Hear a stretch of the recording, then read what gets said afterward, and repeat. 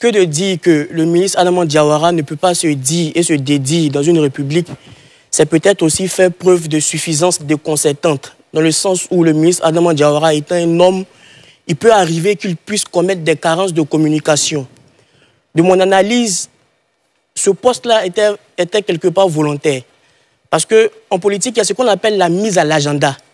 La mise à l'agenda, c'est inscrire une thématique principale à l'appréciation de la population et de voir les réactions pour, en amont, lancer une action en fonction des réactions.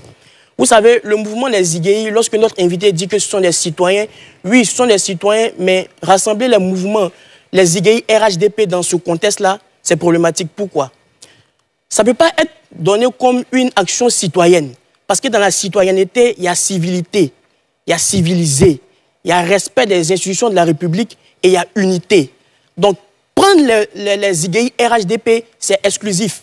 Parce que si on était dans une démarche citoyenne au nom de leur citoyenneté, on prend tous les IGI sans distinction de leur appartenance politique, ethnique ou religieuse pour servir la cause commune qui est présentée comme salvatrice. Mais je voudrais rappeler qu'en Côte d'Ivoire, il y a une association officielle qu'on appelle l'association des IGI de Côte d'Ivoire, l'ADESI.